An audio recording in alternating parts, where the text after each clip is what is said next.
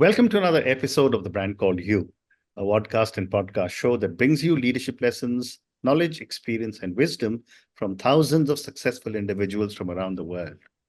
I'm your host, Ashutosh Garg, and today I'm privileged to welcome an accomplished professional from the world of academia, Professor Bart F. Norre, speaking to us from Bern, Switzerland. Bart, welcome to the show. Thank you very much for having me here. Thank you. Professor Norre is an associate professor at the School of Management, Fribourg, and he's a visiting professor at Hood University. So, Bart, before we talk about neuromarketing, which is your area of specialization, tell me a little bit about your own journey and what took you into the world of academia. Yes, I do not have a let's say a traditional trajectory. Yeah. So basically, let's start with my training. I'm a sociologist, and I have a bachelor in political science and in Thomistic philosophy. And then I started to do some training in the marketing field and got involved into marketing of technology for 15 years, working as an executive in 2 startups. One we built from 7 to 250 employees, and the other one, Dartfish, was video analysis, where we created a video analysis tools that is used by 150,000 people. So that were my experiences. And then I started my own company, Tandem Marketing, where I provided services to technology companies, because technology companies have this difficulty to make this paradigm shift from technology to a product. Correct. From features to a value. So that was my specialization. But in 2004, I bought a book, How Customers Think of Gerald Zeltman, which is considered the first book on neuromarketing. And of course, with a sociology background, I'm much more human-oriented than system-oriented or model-oriented, like an economist would approach problems. So I started to follow that and was one of the pioneer members in 2012 when we created the Neuromarketing Science and Business Association. And in 2003, I was already teaching at the EPFL, which is one of the biggest engineering schools, not only in Switzerland, but also worldwide in the top-ranked schools for 10 years. And then I decided to start working as a professor at the management school here in Fribourg, which is part of the University of Applied Science. And that's exactly why it is particular. In Switzerland, we have, in fact, 2 types of higher education. We have the purely academic that should do the groundwork, and we have the applied, where schools are much more interested that you bring in your experience. So I started to teach there, and already in 2013, I started to teach neuromarketing. And so since now 11 years, I'm working in this field with students, doing a lot of research with them. And yeah, I think we have developed some interesting insights and view on the neuromarketing that is specific. I must also say I'm always surprised how few people are really engaging into this, but maybe you want to explain about what it is all about. That, Bart, is my first question. Can you help us understand what is neuromarketing and how does it differ from traditional marketing? Yes, of course, that's the first and most important question. And let me start neuromarketing did not just drop out of the sky.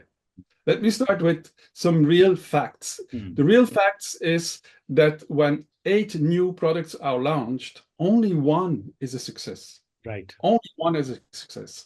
And it's not me who are saying that. You can find people from Harvard Business School that have done some research. We even say that 95% of the new products are failing. Or if you look at Nielsen, which is the biggest consumer survey organization, they speak about 85%. I mean, the numbers are anyway very high. So you could not say it's a problem of the means. We're not talking about the little company in a garage. Of course, there's also considered. We can talk about Procter and Gamble. We can talk about Nestle, and you would not even think about that they would face such problems, but they are facing such problems. And it's not a question that they do not have the education. They have Harvard, PhDs, whatever you want. They can pay for it, and still they're failing. Now, let me talk about another study of the Furnice group, which found out that 80% of CEOs, they think marketers are disconnected with the business. Wouldn't you? Correct. They come and promise you a nice, beautiful world, and the only thing you see is just cost. Yes. So that's a problem. And then you start thinking, like 65% of the CEOs in this study say, marketers, they are living la la land. They just talk. They're nice talkers. And if you discuss with a lot of people in the business, you will find this this attitude, this negative attitude towards marketers. Absolutely. Yeah. What is worse in this study is 1/3, 33% said marketing is a tradition in our company. So let's keep it, but don't give these guys too much power and influence. Yeah. I think it's a sad story. And you can find other studies. McKinsey has done a study, CMOs versus CEOs in 2020. The CMO Council in 2021 has done a study of marketing's value to the business, and they all come back again and again and again. So what's wrong?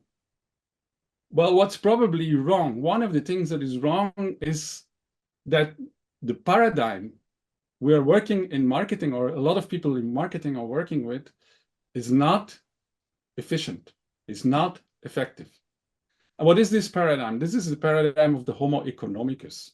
This is the paradigm that is based on a cogito ergo sum, I think therefore I am, when I look at European philosophy. But my contacts with the Indian intellectual world showed that this is also very alive, maybe with some other accents, but it's very alive also in India. So what do these people think?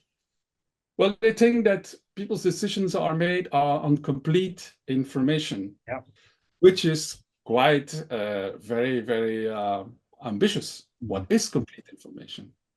And that they can make objective comparisons. So what is objective comparisons? If you only know what perception is, you would never speak about objective comparisons. And that people are independent in their decisions, as if what I did yesterday has no influence on today, or what other people are doing is not important for me today. That's completely wrong. And that context is not important. Well, I have a saying, content is God, content is king, and context is God. Correct. Pardon. And that's what we should never forget. Absolutely. Well said. Well said. But the real, when it really goes completely wrong, is that this paradigm thinks that people can describe their decisions, that people can predict their decisions. This is absolutely wrong. Okay. So time for a paradigm shift. Okay. And that's because, if you look at Albert Einstein said, if insanity is doing the same thing over and over again and expecting different results. And it's still happening. Correct. So tell me, Bart, are there any kind of challenges that businesses would face when trying to adopt or adapt neuromarketing strategies? Of course, the biggest problems are on a cultural level, I would say. It's the way of thinking. Can we get out of this paradigm that I explained before? Can we give up the idea that decisions are rational? It's very difficult for people to get into this new way of thinking, which is based on many. I mean, the other issue is that neuromarketing is a multidisciplinary approach. You would think it's only neuroscience, but it's not only neuroscience. Neuroscience is more about the mechanics. But understanding, like I said, context is God. You get from behavioral economics, you get from social psychology, from sociology, anthropology, and even biology. We should never forget that the brain is part of a biological system. Right. And in that context, a lot of things become very different than rational. Well said. So therefore, a follow-up question for you is that how does neuromarketing help in identifying and addressing unspoken customer needs? Yes, and that brings us to, in fact, the level that we have two levels in which our brain is functioning. Any sensory input first goes to these parts of the brain that are very old and that have a responsibility to keep you safe in your life, to make you help to survive. So one would that this system would be able to process information as quick as possible, which is, according to the neuroscience theories, around 30 milliseconds. Around 13 milliseconds, when your brain gets an information, is able to identify what does this mean and what should I do in a binary mode. Should I aggress it or should I flee? To get a conscious thought, we need at least 500 milliseconds. So you can see that any input in your brain in 30 milliseconds gets a qualification. Right. And this qualification is not a rational thinking, this is an emotion. Because your non-conscious mind uses emotion to qualify any information based on the experiences it had got from the past. According to Antonio Damasio, you might know or heard about him. Yeah. First cells on this planet had already used emotion. According to him, emotion is a very old system. I would call it a knowledge management system that allows us from any experience to learn and from a biological standpoint to help us to survive. Very So what does that mean if we bring that now into the marketing level? It means that whatever your consumer sees, feels, tastes, and everything gets a first impression. We are not necessarily aware of, probably not. But it plays a role in what we will say and think afterwards. So that's why I would make a difference between a motivation, which comes from your non-conscious mind, and a reason why you do things. Well said. We think the reason is a motivation, but I would doubt about that, at least for a certain number of things. Correct, correct. So, we a few minutes back, we were speaking about brands and marketing. And I wanted to ask you, how can brands or brand managers use neuromarketing to build or enhance trust with the customers? And I would be grateful if you could give me an example. Yes, yes. When we talk about branding in a neuromarketing context, we make a difference between goals and needs. Right. Goals, scientifically studied, are mainly non-conscious. And that's something we have difficult to swallow again. Right. How should I am in the driver's seat. So if your goals are non-conscious, neuromarketing can help you identify with the measurement tools we have what are non-conscious goals of people related to this category of product. Right. And then try to create a brand that fulfills that need. Now, how do you create a brand? Eagleman in 2015 has done a study by which he has proven that when people perceive a brand, they use the same processes as they use for a person. That's quite an interesting idea. So if I have a goal that I have identified, I need to choose the right person, character, and where can I find them? In the archetypes. So I can use archetypes, for instance, to create a personality that is trustworthy to fulfill these goals. So I think if you want to create a strong brand, first of all, consider it as a personality. Why do we have a relationship with the brand? It's because it's a person. We do not have a relationship with this bottle, for instance. I mean, we have a relationship with a brand because we consider it as a person. Correct.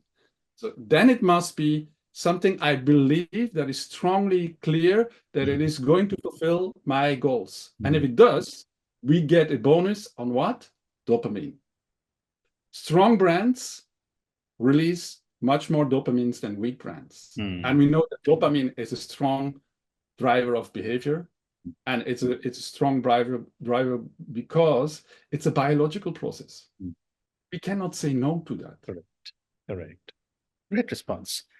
So, Bart, a related question therefore for you is that how will neuromarketing or neuromarketing techniques differ between the traditional marketing channels and the digital marketing channels, where an emotional connect may not necessarily be so easy to establish?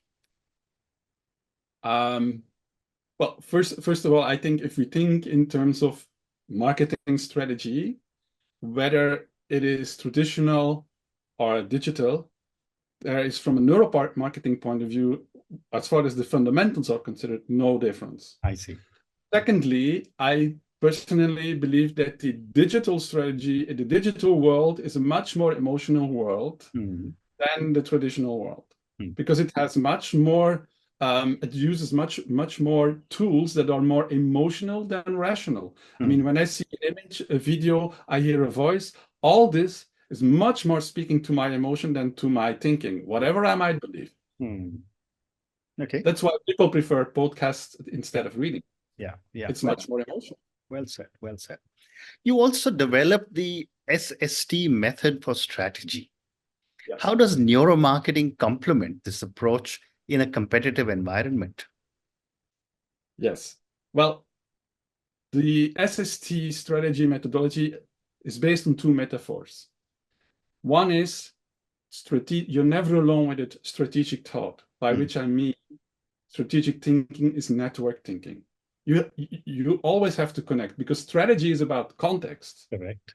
It's not about some singularity thing I do. And the second metaphor is that your mind is a hotel of ideas. And at a certain moment, you always talk to the same customers in your head. So the SST model, from a neurological point of view, first of all, helps you to get ideas out of your head and give them a separate room into the model. Right. And secondly, the model is based on interconnection of ideas. So that's how this fits together. The second or the third point, in fact, is that the whole model is based on the mantra, only your customer can create value, but you can make it happen. And that is extremely important, because that, again, is a paradigm shift where many people still don't get it. They think, I create value. You don't create anything unless your customer can move from a position A to a position B. That's the value. And that is most of the time more emotional than rational, because emotion leads to action, where thinking leads to conclusions. Great response. Thank you. You also talk of neuromarketing as a culture. Yes, that's what Yes, please. Can you tell me a little more on what this means for business and marketers? Well, there are paradigm shifts, in my opinion, that are necessary to become more effective with your marketing. First of all, you have to give up this homo economicus idea and understand and accept that your non-conscious mind is really strongly involved in your customers' decisions. If you cannot do that, then you're lost. Secondly, you have to understand, if you accept that, you have to accept that the intelligence you are interacting with in your non-conscious mind is an emotion. So you have to understand how the emotion operates into this. And third change in the thinking is this value idea. Like I said before, is the mantra is your customer creates value, but you make it happen. And this is an emotional process you have to accompany. You have to be the person who guides, who is the friend of your customer, to help them to making the right decision.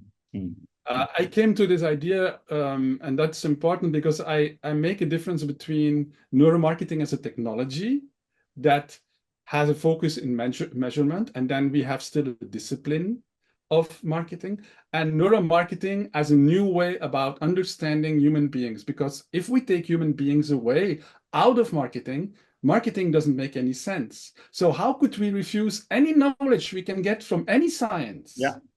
To get a bit deeper understanding. And that's neuromarketing as a culture. Marketing people should start reading psychology, sociology, anthropology, even biology. Maybe Sapolsky, you might know about him. He's teaching the biology of behavior in Stanford. You can find his videos on YouTube. It's just amazing what this person has to teach us. So there's a lot of, I think the culture is above open your mind and continue to train yourself to get new inputs and not expecting that neuromarketing is bringing a magic stick. It doesn't. It brings you more information. I mean, my students in the beginning of the academic year, I say I'm a window builder. You got a rational window on understanding human behavior. That's part of our Western culture. Now I'm going to open another window. Well said. And see what this other part is. Yes, thank you. Well said. So time for 2 or 3 more questions. Bart, you also talk about mindfulness, and that you believe it should be mandatory in business schools. I want to ask you, how do mindfulness practices intersect with neuromarketing? Yes. Why did we come up with this? I wrote this with my colleague from the Lebanese American University, Dunya Rajli, because we came to an understanding that when we are teaching in a management school, we are teaching people how to make decisions. And neuromarketing is about how we make decisions. Yeah. So it is essential for me that we learn our students what is going on in the mind when you make a decision. First thing is in a decision is your perception. Correct. How do you see the problem? So you should know that perception is not neutral. You should learn to understand, what am I identifying with? In which emotion am I today? Yeah. What are my thinking? So that because if I don't do that, I get the garbage in, garbage out. I can have a good model I learned to analyze, but if I put in the wrong information, I get wrong results. So we think, and we strongly believe, and I practice this with my students. I start my classes with mindfulness meditation. Well said. My next question is that, you are a songwriter. Yes. Do you see any parallels between the creative process in music and creating an effective neuromarketing strategy? Yes. Of course, I'm not saying, and it's not that marketing is just only a creative process. Yeah. And anyway, a creative process is not a process just to do something, whatever comes up. That's not a creative process. A creative process has a mission. And to get that mission right, I would connect with the earlier question. I mean, the first thing, if you want to be really creative and have enough open-mindedness to find solutions, then meditate. I would say if you want to think about a new strategy, be creative in how you're going to bring your product, sit down for 5 minutes, meditate. Yeah. Get your brain empty. And I do the same when I play. I meditate before I play. And it gives me a lot more souplesse to play the music and feel much more inspired. Yes. Well said. Well said. And my last question for you, you pioneered neuromarketing in the world. Where do you see neuromarketing in the next few years, given the incredible amount of technology that has come in? Artificial intelligence is here, and everyone seems to be talking about technology. Yes. There are a couple of aspects in your I have different points I really want to touch. One is that that I personally also have experience using neurotechnology in other fields than just marketing. I mean, neuromarketing, like I said, it's about human beings. So in HR, we have been using technology response time testing. Response time testing is a technology that allows you to measure whether people really believe in it or just have an idea about it. Because we measure the speed of answering. And that gives us a good idea what people deeply believe. With that, we can measure, for instance, how well do they fit in our culture? Right. Company. And we have yet the first project running with Leroy Merlin, which is a big French company. And we could, in the selection process, use this technology from the start so that we could measure the mindset of how people really think. And the result is that using this technology, they have dropped 50% the rotation. So normally people, after 90 days, they leave. We have a lot more people now using this technology that remain into the company because we could help them to choose from the mindset. I mean, skills you can learn, certain skills you can learn, but how you manage people, how people's attitude bring the value to the company is much more important, certainly when you look to the interface with the customer, because that's where the value happens. Very well said. On that note, Bart, sorry, go ahead, please. Yeah, I wanted to make a second point, which is more a philosophical point, and I think it's maybe good to add to it. Please do. Yes, because when we talk about artificial intelligence, which is the great hype, and I use it myself, and I love it. I personally believe that artificial intelligence brings about that we have to redefine our human existence. What do I mean? Until now, and what we've been talking about with the paradigm that is the Homo economicus, etc., is we thought that our human condition was about rationality. And now, I mean, I have such a big brain at my disposition that that's not qualifying me again as on the top of the world. So what is it? So what I personally believe is intelligence is about structure and logic. But human beings, and I'm a Aurobindo follower, I strongly believe in the evolution of consciousness. And I think one of the possibilities of AI is that it can help us, and education should go in that direction to develop consciousness. If we can develop consciousness, that's where we can become better for ourselves and the people around us, and not the least what we are facing today with you in India. We in Switzerland, we had floodings. I don't know if you heard about it into India, but we have people dying here with severe weather, and this is not going to stop. So our consciousness, that's how we can get there. There's nothing else. There's nothing else. It's not about intelligence. Absolutely. It's about our choices. Yes, absolutely. And on that note, Bart, I want to say thank you so much for speaking to me about your own amazing journey. Thank you for speaking to me about so many different aspects of neuromarketing. I think I learned many new things from you today. And my viewers and listeners will, I'm sure, love our conversation. And I'm sure they'll be encouraged to read much more about neuromarketing. I certainly will be. Thank you for speaking to me, and good luck to you. Thank you very much. Namaste. Thank you for listening to the Brand Called You videocast and podcast, a platform that brings you knowledge, experience, and wisdom of hundreds of successful individuals from around the world. Do visit our website www.tbcy.in to watch and listen to the stories of many more individuals. You can also follow us on YouTube, Facebook, Instagram, and Twitter. Just search for the Brand Called You.